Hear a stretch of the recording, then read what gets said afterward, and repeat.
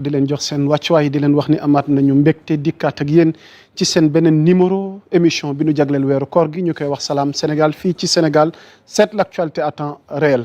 ba tax na ñu ngi nuyu kilifa diine yi ci réew mi di nuyu kilifa aada yi di nuyu waa jàngu bi di bàyyi xel ñi caabi féete gannaaw di bàyyi xel ñi tëdd ci hôpitaux yi rawatina ñi ne ci xat-xat am nañ mbégte tey di dalal nag gan gu màgg di ndawal askan wi fële ca pencum ndawi réew mi mu bokk ci 15e législature bi bokk ci parti Pastef muy honorable député Babacar Ndiaye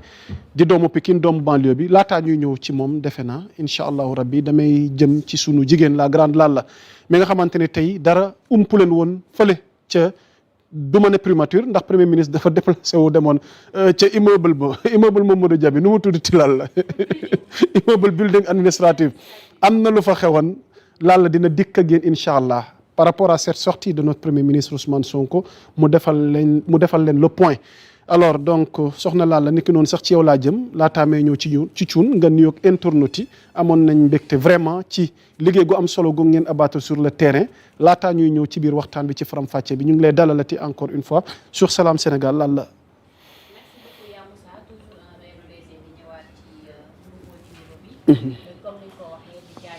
cuun di ko wax namoon nañ ko mu def bleu bu normal macha allah tey moom bien sapé comme d'habitude di jaajëfal suñu invité bi dama koy jërëjëf yaa Moussa wax nga ko ni nga ko annoncé mu nekk ku ñuy teewal fële ci hémicycle bi di honorable député monsieur Babacar Ndiaye nekkoon fii membre directeur cabinet bu l'actuel premier ministre Ousmane Sonko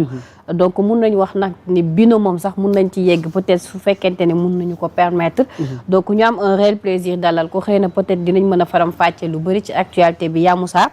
comme ni nga ko waxee tey teewaloon nañ leen fële nga xamante ne moom mooy building administratif mais loolu aussi dama fay jërëjëf annonce laay def rek après nga ñëwaat ci bu baax a baax bu ko defee ñu mun ko faram-fàcce may nuyu internautes yi di leen wax toujours dañuy am un réel plaisir di leen accompagner ci li nga xamante ne mooy les programmes de Sénégal 7 en attendant may dellu si waat ci yéen ngeen connecté tapoté partagé dinaa dellu si waat ci yéen tout à l'heure yaa Moussa incha allah rabbi tout à l'heure soxna Lalla dina dikk ak yéen defal leen le point ci li xewoon foofu ca building administratif alors Thioune ci yow laa jëm nuyu la di la jox sa wàccuwaay toujours un plaisir di ànd ak yow ci jotaay waxtaan wi di Salam Sénégal. merci yaa Moussa mbégte la ñëwaat fii bokkaat ak yéen jotaay bi di nuyu soxna Lalla di nuyu aussi honorable député Babacar Ndiaye di am mbégte aussi jàkkaarloowaat ak les internautes de Sénégal 7 mais particulièrement ceux qui ont choisi de nous suivre à chaque fois bu heure bi jotee jërëjëf. Abdoulaye xam naa ñu ngi koy nuyu dinañu dab ci biir waxtaan wi incha allahu rabbi nekki noonu tamit jëwriñ Diassé mais en attendant soxna Lalla dañuy bëgg a dalal gan gi. ba koog mu nuyoog internautes yi comme ni ñu leen ko waxee ci ubbi gi am na lu ci soxna Lalla annoncé ci ay ndombal tànk yi mu amee mu di cadre di responsable politique parti Pastef honorable député Babacar Ndiaye ñëwoon nga fi ay jamono waaye tey nag dafa mel ni weer koor gi beneen xar kanam nga fi nar a ñëwee ndax bëri na lu ñu war a waxtaanee tey da nga ci am wàll rawatina li nga xamante ni fan yi xew na foofu ca assemblée nationale pencum ndaw réew mi mais laataa ñu ciy ñëw pour décryptage bi kilifa gi dañ lay dalal fii ci Sénégal 7 di la jox sa wàccuwaay c'est toujours un plaisir. ànd ak yow honorable Babacar Ndiaye. merci beaucoup yaa Moussa ñu ngi leen nuyu bu baax di leen ndokkeel ci weeru koor gi. merci beaucoup soxna Lalla yow vraiment ñu ngi lay nuyu bu baax a baax gis nañu liggéey bi gis nañu taxawaay bi. merci beaucoup di nuyu Thioune. merci di ziar kër gi yëpp di wax ni kontaan la chaque fois si ñun en tout cas ñëw wuy si leen. rawatina nag bu ñu waree waxtaanee réew mi en tant que député yaakaar naa ne dara waruñoo ñor lu réew mi donc di gërëm képp koo xamante ne mu ngi ñuy seetaan à travers Sénégal 7. ak képp koo xamante ne aussi mu ñuy déglu. ñaan yàlla émission bi vraiment jur njariñ et que lépp lu ñu fi waxtaanee rek suñu borom leeral ko tàppe ko ci xol yëpp vraiment contenté baalu leen ak tamit profité ci aussi baalu ak képp ku ñuy seetaan ci weeru koor gi ñaan yàlla boolu ñu baal ñu fekkee déwén di wax ramadan mubarak à l'ensemble de la population sénégalaise macha allah merci beaucoup jërëjëfati honorable Babacar Ndiaye alors soxna Lalla ça a été une promesse ci nouveau régime gi waaw mooy yeesalaat waxtaanee waat renégocier waat lépp li nga xamante ne ay contrat la jëm ci réew mi mu mel ni bésu tey ji nag yàlla dogal moom le premier ministre Ousmane Sonko foofu ca building administratif am na lu mu wax ak askan wi am na lu mu leen leeralal ci wàllu contrat yi il y a eu beaucoup de révélations et d'annonces fortes soxna Lalla. alors ñu bàyyi la kaddu gi nga defal ñu le point ci li xewoon foofu ca building administratif. effectivement askan wi tamit nee nañ kontaan nañ vraiment sa question bi fi mu ne nii doonoon nga staru toile bi waaye fi mu ne nii defati nga jaloore. alors merci beaucoup Ya Moussa comme ni nga ko waxee dañuy ñëw rapidement ci li nga xamante ne moo xew building administrative donc mu nekk nag renégociation des conventions et contrats ci différents secteurs stratégiques yi nga xamante ne moo nekk ci dëkk bi donc bi ñu demee building gis nañ fa teewaayu le ministre des pétroles et des mines muy Birame Souleye Diop le ministre de l'agriculture Mabouba Diagne ki nga xamante ne aussi moom mooy Déthié Fall di ministre des infrastructures ak ministre porte-parole du gouvernement mi ngi fa woon suñu ministre tutelle muy monsieur Aliou Sall nga xamante ne moo yore wàllu communication bi ak le premier ministre Ousmane Sonko ñoom ñoo def li nga xamante ne moom mooy point de presse la ñu waxoon mais bi ñu demee ba am plus de temps mujj na nekk conférence de presse parce que amoon na ay questions réponses quand même donc loolu mën nañ koo wax ci li ñu nemmeeku alors mu ñëw Ya Moussa ci différents secteurs yoo xamante ne surtout secteur minier bi parce que lu tax ma ne surtout secteur minier bi mooy ci cadre pétrole bee gaz bi ñëw na si lu gën a détaillé par rapport ak ay contrats yoo xamante ne peut-être jéem nañu xool naka la ñu koy xoolaatee ba Sénégal mun ci gagné li nga xamante ne nii moom mooy gain de cause exemple lu jëm ci wàllu yaakaar teraanga mun nañu wax ne bloc la boo xamante ni actuellement Sénégal moom moo ko moomal boppam te filee ki ay jours mun nañu commencer di dem vers l'exploitation exemple annoncé na aussi li nga xamante ne moom moo jëm ci résiliation de plusieurs concessions de blocs gaziers pétroliers muy bloc bu Diender bloc bu Jifeer offshore Kayar offshore profond Kayar Teranga ak bi nga xamante ne moom moo nekk Saint-Louis offshore peu profond ak bloc bi nga xam ne moo nekk Rufisque pour bu fekkente ni GTA bi nga xamante ne Sénégal daf ko partagé ak Mauritanie renégociation yi dina permettre tey peut-être ñu mën a générer lu tolloog 1900 milliards yoo xamante ni war na mën a duggaat ci gafaga réew mi Ya Moussa loolu benn la leneen li nga xamante ni peut-être aussi mënees nañ see ñëwaat ndaxte pàcc yi dafa bari parce que wax nañ li jëm ci wàllu patrimoine bâti de l'État ñun ñëpp déggoon nañ fi coowal immeuble HCCT donc ñu ngi wax ne état bi mujj na ko récupérer waat ci lu tolloog 3,5 milliards yoo xam ne recouvrer na ko ba pare ñu am possibilité jox ko ministère du fonction publique mu mën koo utiliser ndaxte ñu ngi ci doon fay lu tolloog 600 millions yoo xamante ne chaque mois état bi mi ngi ko doon fay alors que bâtiment la boo xamante ni état bi moom moo ko moomal boppam donc mun naa ci lim Ya Moussa ci contrat yi ba tey yu bëree bëri parce que am na ci benn opération boo xamante ne dafa concerné woon wàllu salinisation nga xam ne ndox boobu noonu war nañ ko mën a récupérer muy Awa Power ak Aqua Power nga xamante ne bu ko Sénégal renégocier contrat yi war na ci mën a am mètre cube bi maanaam buñ ko doon jaayee plus renégocier nañ ko ba ñu ko koy jaayee moins te mètre cube bi dafay gën a yokku donc ci perspective yooyu la état bi nekk par exemple tey lu jëm ci wàllu or bi gis nañu SOMISEN amoon na lu tolloog benn 15 milliards boo xamante ni quand même jot na ko foraat ci li nga xamante ne moom moo ruusandi ci contrat yi nga xamante ne moom lañ fa defoon négocier ko ba pare tam def nañ retrait des licences parce que am na si ñoo xamante ne par exemple dañ doon utiliser suñu secteurs yi te amuñu woon ay licence maanaam amuñu permission duñu fay exonération fiscale donc maanaam daal mun naa wax ne dañ doon ñëw di tibb ci ressource bi maanaam ci clandestinement lañ ko doon defee voilà le mot donc loolu bokk na ci li nga xamante ne tamit question yooyu réglé nañ ko léegi wax na ba tey ci biir contrat yi am na si entreprise yoo xam ne du ñàkk contentieux judiciaire par exemple mooy sama question bi ma posé par rapport ak le cas de Woodside donc maa ngi gis ne peut-être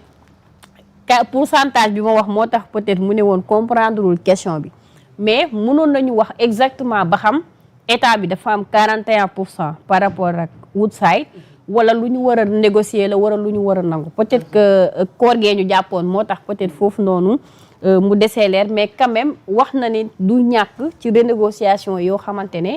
dina am contentieux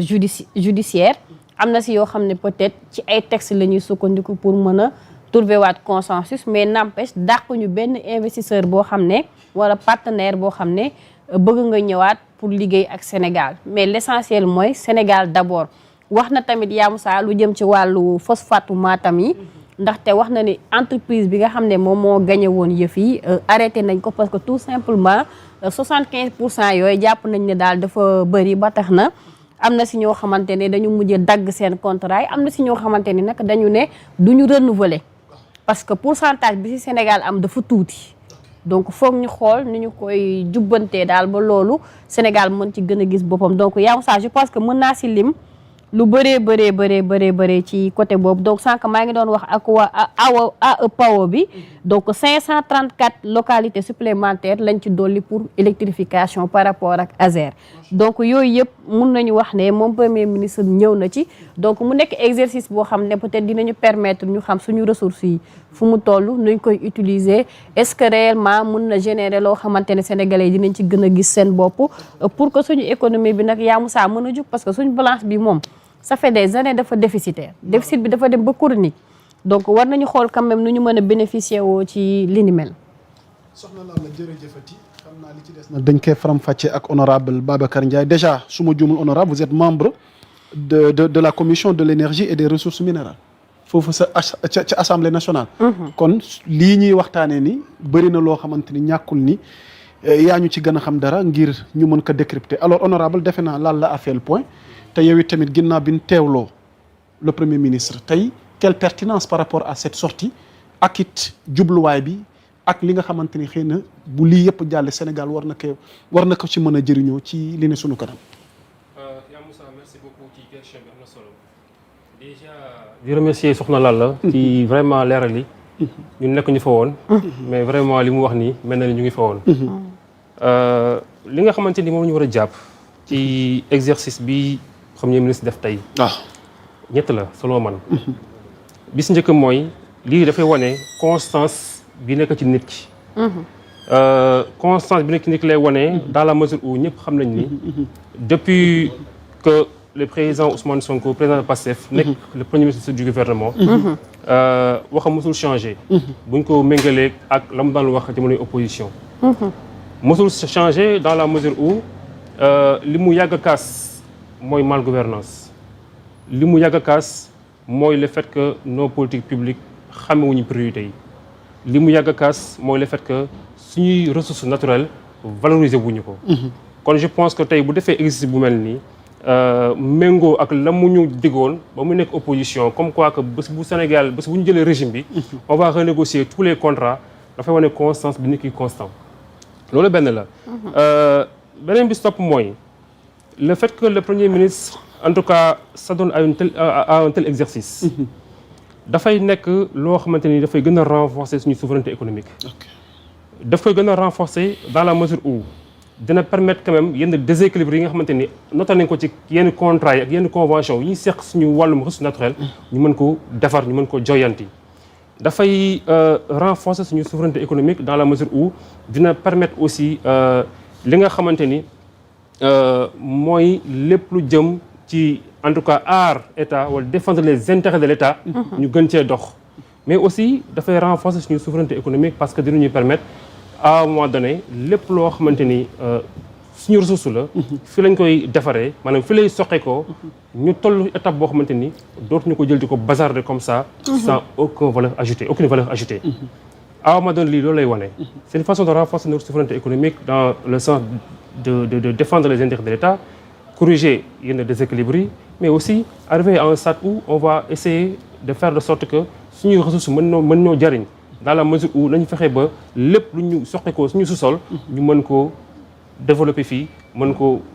transformer ici créer valeur ajoutée bi au lieu que ñu koy jël brut di ko génne à l'extérieur donc mu nekk lu am solo mais aussi soxna Lalla en tant que président de cette commission comme ni mu ko waxee léegi nii ñun dañoo jàng lu bëree secteur bi dañ cey jàng lu bëri te loolu yëpp daf ñu renvoyer ci li premier ministre def tey et son gouvernement def tey gis nga à travers nos différentes missions au niveau de certaines mines gis nañu ni tey Sénégal ñu bëree bëri ñu ngi permis d'exploiter. maanaam permis boo xamante ni état du Sénégal jox na leen ko. autoriser leen à ce que ñu exploiter. sans que ñoom seen jëm bopp derrière ñu am aucune capacité financière encore mooy technique. maanaam tey ay nit ñu ngi suñuy permis d'exploiter pour mën a utiliser suñuy ressources naturelles sans pourtant que derrière ñoom xam-xam bi pour def ko encore moins la capacité technique financière pour le faire. lu ci ëpp si ñoom dañu leen di jox permis ñoom pour que après ñoom ñu uti ay partenaires yoo xamante ni ñoom ñoo liggéey seen ginnaaw. donc loolu méngoowul ak li nga xamante ni mooy suñu loi. kon loolu moo tax mu ne dafay